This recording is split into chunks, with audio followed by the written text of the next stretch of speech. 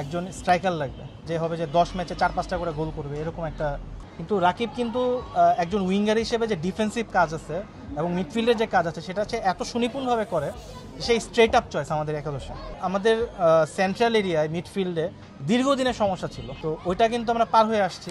এখন যেহেতু আমাদের সামনে বাংলাদেশের একটা বড় ম্যাচ চলে এসেছে এবং অনেকেই বলছেন যে এই ম্যাচটা হয়তো বাংলাদেশের ফুটবলের যে নতুন দিনের শুরু হয়েছে সেই দিনটাই আসলে ঘুরাই দিতে পারে এবং বাংলাদেশের মানুষ যে ফুটবলমুখী হয়েছে সেই মানুষকে আসলে ফুটবলের টিকায় রাখার ক্ষেত্রে এই ম্যাচটা আসলে অনেক বড় ভূমিকা পালন করতে পারে।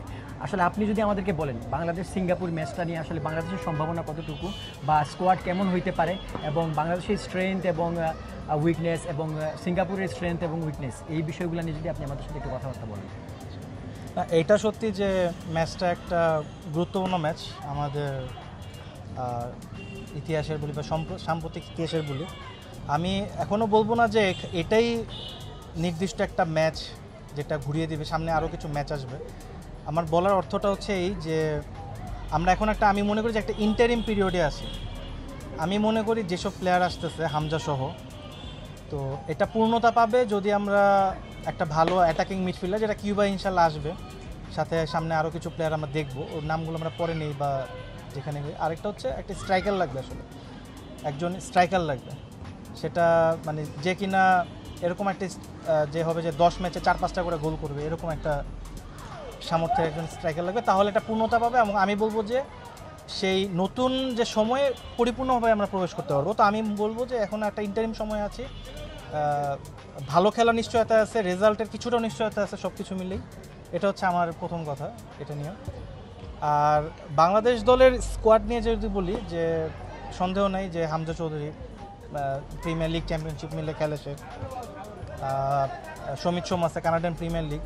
তো কানাডিয়ান প্রিমিয়ার লিগ নিয়ে অনেকের হয়তো একটু ধোঁয়াশা থাকতে পারে যে আসলে এটা কীরকম, যে সমিত সোমের এবিলিটিটা আসলে কীরকম।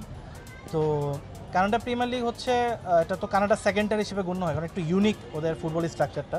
ওদের 3টা ক্লাব আছে কানাডা যারা মেজর লিগ সকারে খেলে আমেরিকায়, আর কানাডার 8টা দল খেলে হচ্ছে কানাডান প্রিমিয়ার লিগের। তো এবং এই লিগটা খুবই ভালো। যেমন আমি যদি বলি, গত ফেব্রুয়ারিতে সমিতার ক্লাব কিন্তু মেক্সিকান ক্লাবকে হারাইছে কনকাকাফ চ্যাম্পিয়ন্স কাপের ফার্স্ট রাউন্ডে, ফার্স্ট লেগে হোম ম্যাচে তারা কিন্তু মেক্সিকান ক্লাবকে হারাইছে। এবং মেক্সিকান ক্লাবগুলো কিন্তু একটা বিরাট মানে প্রভাব বিস্তার করে খেলে কনকাকাফ অঞ্চল। ওরা হচ্ছে ওখানকার ক্লাব আসলে 34 বারের চ্যাম্পিয়ন, এইবার মিলে মনে হয় 35 বার হইলো। তো কোস্টারিকান ক্লাব চ্যাম্পিয়ন হয়েছে মাত্র 4 বার, মেজর লিগ সকারের ক্লাব চ্যাম্পিয়ন হয়েছে মাত্র 3 বার। তো বোঝাই যেতেছে কত বড় পার্থক্য। আচ্ছা, তো এবং হামজা সমিতের জন্য এখন বাংলাদেশের মিডফিল্ড নিঃসন্দেহে এই দক্ষিণ এশিয়ার সেরা, এবং আসেন যে কোনো দেশের মিডফিল্ডের সাথে কম্পিট করতে পারবে নেক টু নেক বা যেভাবে হোক। তো সিঙ্গাপুরের সাথে অবশ্যই কোনো সন্দেহ ছাড়াই বাংলাদেশের মিডফিল্ড ডোমিনেট করবে, এটা হচ্ছে আমাদের প্রথম শক্তির জায়গা। বাংলাদেশের স্ট্রেংথ যদি আরও কিছু বলি, স্ট্রেংথ বলতে বাংলাদেশের ওয়াইড এরিয়াতে যে প্লেয়ারগুলো আছে আমাদের, আগে থেকে রাকিব ছিল। হ্যাঁ, রাকিব খুব ক্লিনিক্যাল না চান্স ক্রিয়েশনের ক্ষেত্রে বা গোল স্কোরের ক্ষেত্রে, কিন্তু রাকিব কিন্তু একজন উইঙ্গার হিসেবে যে ডিফেন্সিভ কাজ আছে এবং মিডফিল্ডের যে কাজ আছে সেটা হচ্ছে এত সুনিপুণভাবে করে, সেই স্ট্রেট আপ চয়েস আমাদের একাদশে রাইট উইঙ্গার হিসেবে বা উইংয়ে বা ওয়াইড এরিয়ায়। এবং তো রাইট উইং এরিয়া আমাদের সিকিউর রাকিবে। এবং ফরচুনেটলি বাফুফের এটা অনেক বড় একটা ক্রেডিট আছে যে ফাহমিদুলের প্রতি আমরা সুবিচার করতে পেরেছি। ফাহমিদুলের খেলা সবাই দেখছে দুজনে। তো ফাহমিদুলের জন্য আমাদের লেফট উইংটা মোটামুটি এখন একটা ভালো ক্রিয়েটিভিটি বা রাকিবের উপর যে চাপটা নিয়ে খেলতে হয়েছে তার, মানে পুরো অ্যাটাকের চাপটা রাকিবের উপর ছিল বলতে গেলে। তো রাকিবের চাপটা কিন্তু শিফট হয়ে আসতেছে আস্তে আস্তে, তো এটা ভালো, রাকিবের জন্য ভালো, দলের জন্য ভালো। তো আমরা আমাদের সেন্ট্রাল এরিয়ায় মিডফিল্ডে দীর্ঘদিনের সমস্যা ছিল, তো ওইটা কিন্তু আমরা পার হয়ে আসছি। এবং আমাদের উইং এরিয়াতে মোটামুটি স্ট্রং ছিল, এখন আরও স্ট্রং হয়েছে ফাহমিদুল্লাহর সাথে। এগুলো হচ্ছে আমাদের স্ট্রংয়ের শক্তির জায়গাগুলো। এবং তাজউদ্দিন কিন্তু আমরা দেখেছি সে খুব সুন্দর কিছু চান্স ক্রিয়েট করেছিল রাইট ব্যাক হিসেবে, সাদউদ্দিনের যে ছোটো ভাইটা, তার খুব ভালো একটা তার এরকম একটা ভালো ব্যালেন্স আছে তার একজন উইং ব্যাক হিসেবে, তার যে ডিফেন্স বা অফেন্সের যে ইয়েগুলো। তো আমি মনে করি তো বাংলাদেশ অবশেষে যথেষ্ট একটা ভালো ব্যালেন্সড অবস্থায় আসছে। তো এটা হচ্ছে বাংলাদেশের শক্তির জায়গা। এবং দুর্বলতার জায়গা যদি বলি, তো অবশ্যই গোল স্কোরিং 1 নম্বর সমস্যা।